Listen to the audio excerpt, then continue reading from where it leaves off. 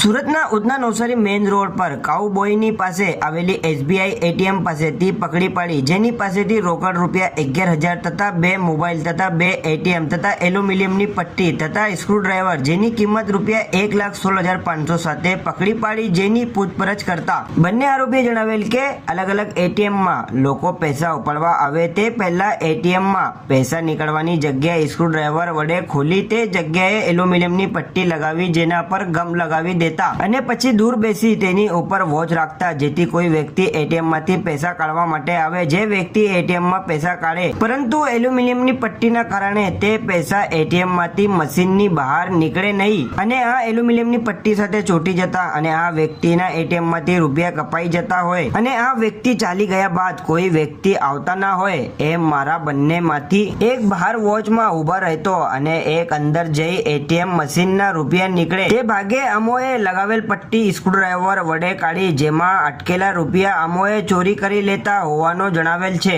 Bureau report KVN TV news Surat. Udhna police સ્ટેશનની surveillance ટીમને એક ઇન્ફોર્મેશન મળી હતી કે બે વ્યક્તિ રમેશચંદ્ર મિશ્રા અને રજનીકાંત દીક્ષિત, આ બે વ્યક્તિ જેઓ મૂળ યુપીના રહેવાસી છે, તેઓ એટીએમ ચોરીનું કંઈક કામકાજ કરી રહ્યા છે એવી ઇન્ફોર્મેશન હતી। જે ઇન્ફોર્મેશનના આધારે પોલીસે એમની બાતમીવાળી જગ્યાએ પહોંચે છે ત્યારે તેઓ એસબીઆઈ એટીએમની બાજુમાં જ હોય છે। પોલીસે એમને પોતાના કસ્ટડીમાં લે છે અને એની ઇન્ક્વાયરી પ્રોપર કરે છે। વધુ ઊંડાણપૂર્વકની પૂછપરછમાં તેઓ જણાવે છે કે તેઓ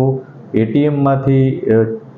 પૈસા જે લોકો વિડ્રો કરવા આવતા હોય એને કોઈ પણ એક પ્રકારની પદ્ધતિ વાપરી અને પૈસા વિડ્રો ના કરી શકે,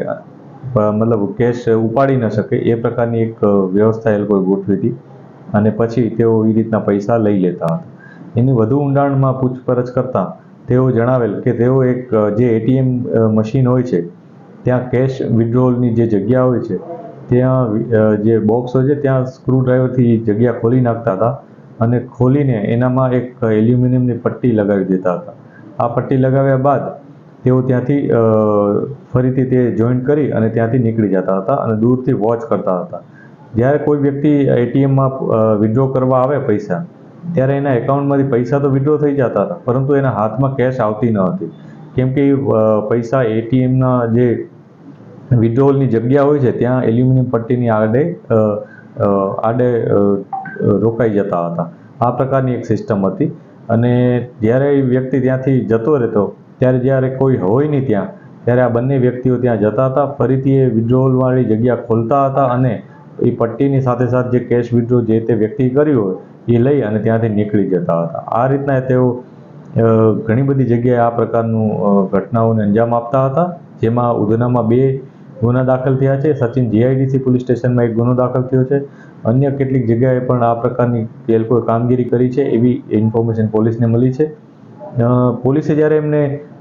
એરેસ્ટ કર્યા ત્યારે એમની પાસે કુલ 1,16,000નો મુદ્દામાલ હતો, જેમાં 2 બાઇક, 2 મોબાઈલ,